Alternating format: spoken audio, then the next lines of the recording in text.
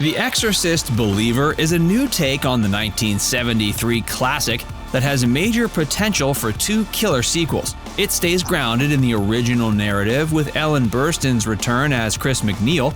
It pulls from actual stories of real-life possession and keeps the audience on their toes with some gut-wrenching horror that even had the director's skin crawling.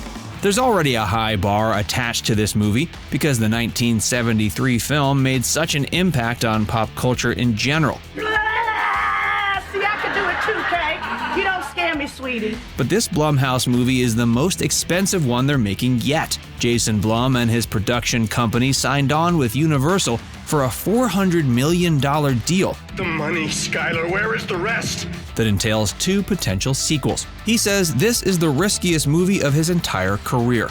He shares a bit about his anxiety in his interview with Sci-Fi. Quote, "Just because it's so expensive, usually the bar to success on everything we do because it's inexpensive is incredibly low. For The Exorcist, it's high." Like I mentioned, The Exorcist Believer is most likely going to be a trilogy. They're trying to follow in the footsteps of the Halloween sequel, released in 2018. But the approach is going to be a little different. Cinematographer Michael Simmons teased the potential vibe for the upcoming film. Quote, "It's certainly more suspenseful and claustrophobic and true to the original material." A Halloween movie is a movie that jumps up and stabs you. An Exorcist movie creeps under your skin and gets you. And continuing to compare and contrast The Exorcist to Halloween, the legacy built on Michael Myers and his obsession with Laurie Strode is treated more like a soap opera with lots of camp, callbacks, and drama. There's just so much they're able to reference from the past 30 years. The Exorcist isn't going to be like that at all. There will, of course, be nods and references to the original, but the take on the story is going to be completely fresh. What would The Exorcist be without the return of the iconic Chris MacNeil? Ellen Burstyn returns after 50 years, and she's more excited than ever to revisit her legendary role. What are the experiences that happened to her those 50 years? In theory, it makes a lot of sense because she's one of the few people who lived through this. We've met before. Mother. Her daughter, Reagan, was nearly taken from her in that 1973 classic, and now this time it's not only one person's daughter, it's 2 who have been possessed.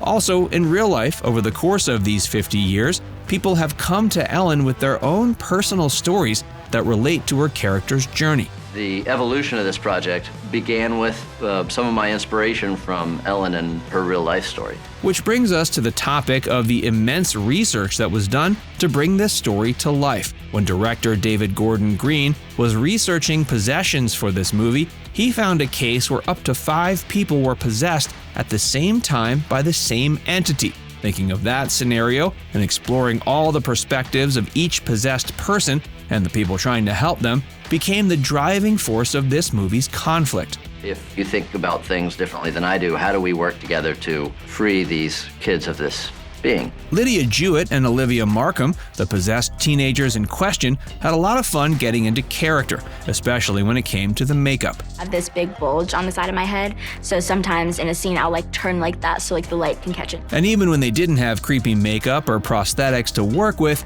they used other tactics to create fear. Things that weren't so outwardly noticeable like facial expressions, voice, demeanor, just very subtle, creepy changes. It's more fun to see the different ways you can show that aggression. David Gordon Green would give them instructions on exactly how possessed they were.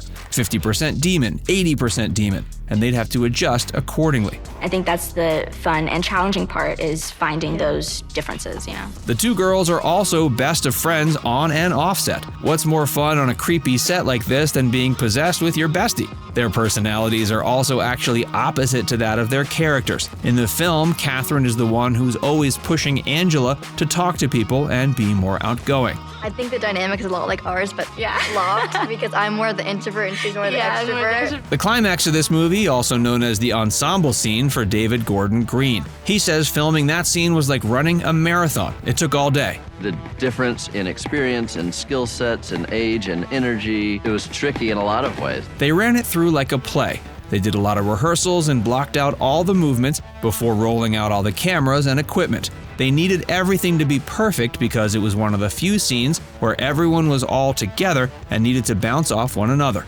If you don't have a pretty airtight game plan, you're gonna find yourself in a pinch. It was an emotional, intense, all-day affair.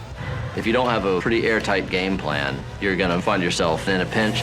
With hundreds of millions of dollars behind this production, an insane amount of dedication from a legendary team, and true stories of demonic possession pushing this narrative forward, The Exorcist Believer is pushing to be more than just an homage to a classic film. It's trying to make horror history. What's your favorite behind-the-scenes moment?